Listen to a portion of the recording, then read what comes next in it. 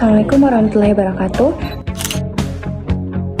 Perkenalkan, nama aku Afifa Ade Harsi dari jurusan Teknik Kimia, program studi D4 Teknologi Kimia Industri.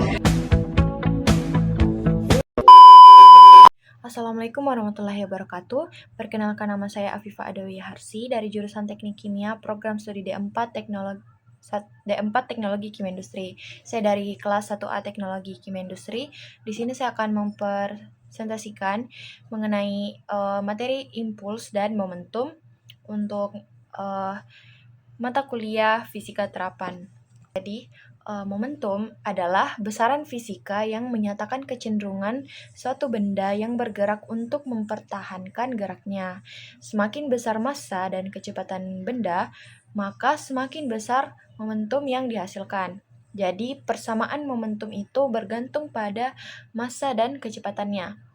Adapun rumus momentum, di mana P sama dengan M dikali dengan V, di mana P adalah momentum dengan satuan kilogram meter per sekon, M adalah massa dengan satuan kilogram, V adalah kecepatan dengan satuan meter per sekon. Nah, jadi momentum sendiri itu merupakan besaran yang menunjukkan kuantitas gerak suatu benda, yang dimana itu dipengaruhi oleh massa dan kecepatannya, sehingga benda bermassa besar atau bergerak cepat itu akan semakin sulit untuk dihentikan. Nah, berikutnya adalah impuls.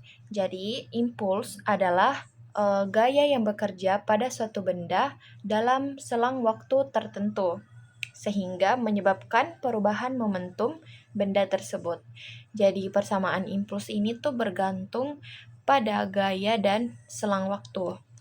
Adapun rumus untuk mencari impuls sendiri adalah I sama dengan F dikali dengan delta T, di mana I adalah impuls dengan satuan N S, dan F adalah gaya dengan satuan N, dan delta T adalah selang waktu dengan satuan S.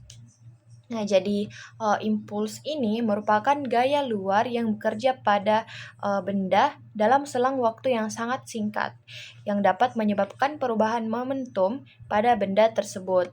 Kemudian berikutnya adalah hubungan momentum dan impuls. Jadi impuls dan momentum itu merupakan perubahan momentum. Impuls juga merupakan perubahan momentum suatu benda, di mana impuls adalah penyebab perubahan momentum suatu benda, dan besarnya impuls sama dengan besar perubahan momentumnya. Jadi, I itu sama dengan delta P. Ya, di mana rumus hubungan impuls dan momentum sendiri itu adalah, nah di sini dapat dilihat bahwa rumusnya itu adalah F dikali dengan delta T sama dengan M dikali dengan V2 kurang V1, dimana kemudian diturunkan lagi rumusnya F dikali delta T sama dengan MV2 dikurang MV1. Kemudian diturunkan lagi rumusnya menjadi F dikali delta T sama dengan P2 kurang P1. Nah, dari F kali delta T tadi itu dapat dikatakan itu rumus impuls. Jadi di sini dapat ditulis dengan I sama dengan P2 kurang P1, sehingga menghasilkan I sama dengan delta P. Jadi kekekalan momentum itu memiliki pengertian di mana ini merupakan hukum fisika fundamental yang menyatakan bahwa momentum total suatu sistem tertutup atau terisolasi akan selalu konstan jika tidak ada gaya eksternal yang bekerja padanya. Artinya momentum sebelum interaksi sama dengan momentum sesudahnya, yang dihitung dengan rumus. Nah, dengan rumus sebagai berikut ini. Ini ada sigma P awal sama dengan sigma P akhir. Jadi M1 kali V1 ditambah M2 kali V2 sama dengan M1 aksen dikali dengan V1 aksen ditambah M2 aksen dikali V2 aksen. Jadi di sini dapat dilihat juga bahwa di mana benda 1 dan benda 2 ini memiliki massa masing-masing. Setelah itu sebelum tabrakan itu terdapat kecepatannya diketahui di sini. Nah, jadi sigma P awal itu dapat dirumuskan dengan M1 kali V1 tambah M2 kali V2. Nah, kemudian setelah tabrakan, di mana benda ini setelah tabrakan itu akan menghasilkan gaya. Nah, gaya di mana M2 ini akan menghasilkan gaya V1 dan benda M1 dengan massa M1 itu menghasilkan gaya sini V2. Jadi, dapat dikatakan V1 kali delta T sama dengan delta P2 dan V2 kali delta T sama dengan delta P1. Nah, berikutnya adalah koefisien restitusi.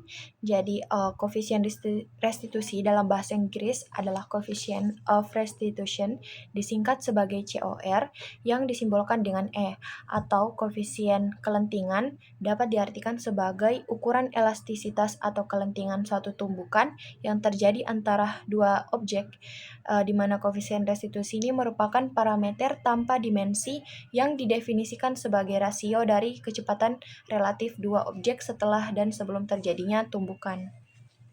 Jadi, sifat sepasang objek ini yang dimaksud adalah sifat dari sepasang objek pada suatu tumbukan, bukan objek tunggal. Jika suatu objek bertumbukan dengan dua objek berbeda, setiap tumbukan memiliki koefisien restitusi masing-masing. Jadi, saat satu objek tunggal digambarkan memiliki suatu koefisien restitusi, maka terdapat asumsi yang dibuat sebagai contoh tumbukan yang terjadi dengan objek lain yang identik atau dengan tembok yang sangat kokoh.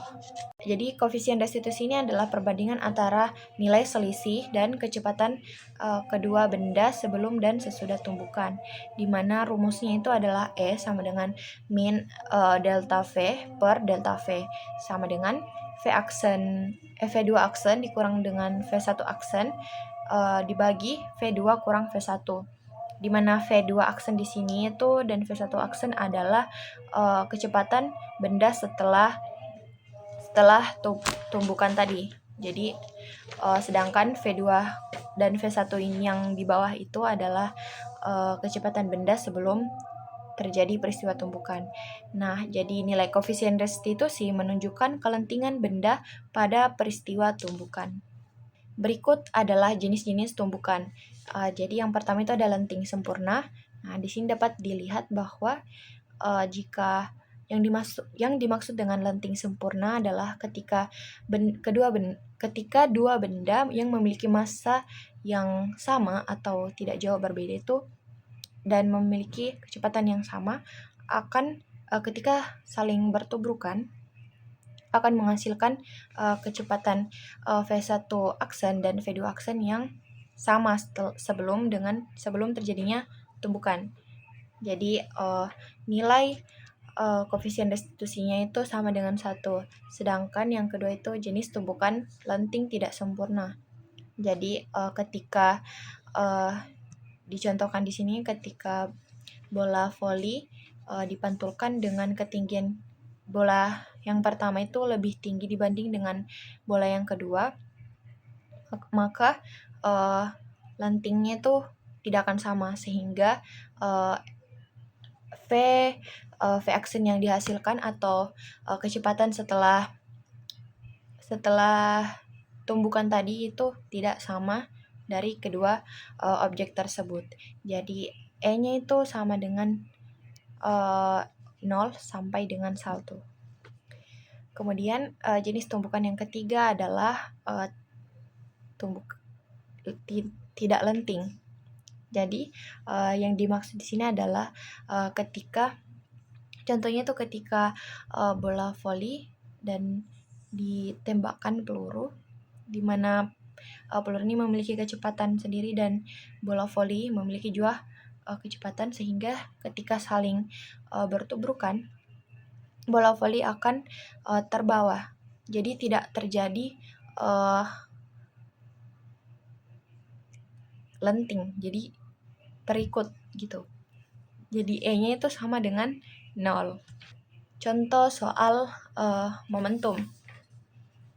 Jadi di sini itu sebuah bola kasti bermassa 150 gram dipukul oleh seorang pemain sehingga bola bergerak berlawanan arah dengan kecepatan 10 meter per sekon. Pertanyaannya adalah tentukan momentum bola setelah dipukul. Jadi yang diketahui adalah massa dari bola tersebut, di mana massanya adalah 150 gram sama dengan 0,15 kg, dan V-nya atau kecepatannya adalah minus 10 meter per sekon. Di sini kenapa minus? Karena terjadi berlawanan arah ketika bola tersebut dilempar.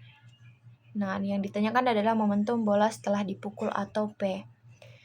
Adapun penyelesaiannya dengan menggunakan rumus momentum, yaitu P sama dengan M dikali dengan V, di mana P sama dengan 0,15 kg dikali minus 10 meter per sekon.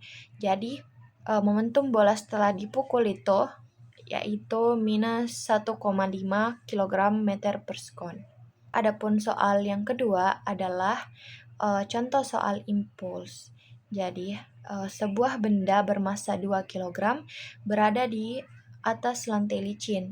Benda tersebut dikenai gaya yang berubah secara linear dari 10N menjadi 50N selama 5 sekon. Tentukan besar impuls yang dialami benda tersebut dengan menggunakan gaya rata-rata. Jadi, yang diketahui adalah gaya awal, yaitu V1 sama dengan 10N, dan gaya akhirnya adalah V2 sama dengan 5N. Kemudian yang diketahui yaitu waktu atau delta T-nya adalah 5 sekon. Adapun massa benda dari benda tersebut adalah 2 kg. Yang ditanyakan adalah besar impuls yang dialami benda tersebut. Penyelesaiannya, yang pertama itu kita menghitung dulu, menghitung gaya rata-rata dari benda tersebut. Jadi F rata-ratanya adalah V1 ditambah dengan V2 dibagi 2. Jadi 10 tambah 50 bagi 2 sama dengan 30N.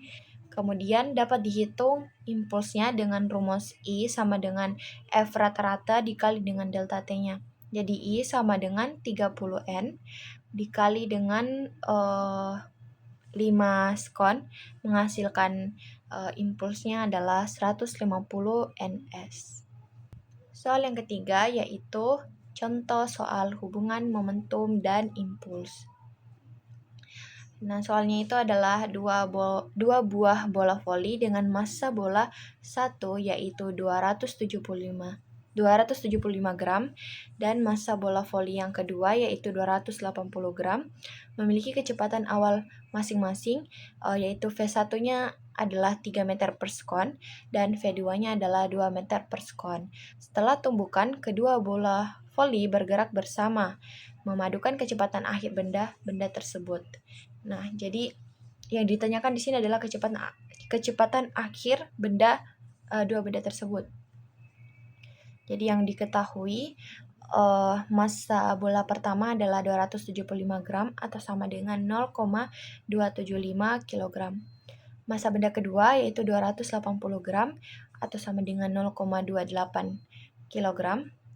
Dan kecepatan benda pertama sebelum terjadinya tumbukan yaitu V1 sama dengan 3 meter per sekon, dan kecepatan benda kedua sebelum terjadi tumbukan yaitu 2 meter per sekon. Ditanyakan adalah kecepatan akhir benda tersebut atau V-aksennya. Jadi berdasarkan soal tersebut itu dapat dilihat bahwa V1-nya itu V-aksennya nanti itu dapat digabung. Jadi karena kedua benda tersebut setelah terjadi tumbukan itu bergerak bersamaan, sehingga arah atau kecepatan benda akan sama. Nah, jadi penyelesaiannya di mana M1 dikali dengan V1 ditambah M2 kali V2 sama dengan M1 aksen dikali V1 aksen ditambah M2 aksen kali V2 aksen. Nah, dikasih masuk angkanya masing-masing. Jadi 0,275 kg dikali dengan 3 meter per sekon ditambah 0,280 kg dikali 2 meter per sekon menghasilkan sama dengan 0,275 kg dikali V1 aksen ditambah 0,280 kg dikali V2 aksen. Didapatkan 1,385 kg meter per sekon sama dengan 0,55 kg kali V aksen. Jadi V1 aksen itu dapat digabung langsung dengan V2 aksennya. Jadi menjadi V1 aksen. Yang dicari adalah V1 aksennya, sehingga 1,385 kg meter per sekon dibagi 0,55 kg. Didapatkan V1 aksennya adalah 2,49 meter per sekon. Nah, jadi kecepatan kedua benda tersebut itu adalah 2,49 meter per sekon setelah terjadi tumbukan. Nah, mungkin sekian dari saya, kurang dan lebihnya mohon dimaafkan. Wabillahi taufiq wal hidayah. Wassalamualaikum warahmatullahi wabarakatuh.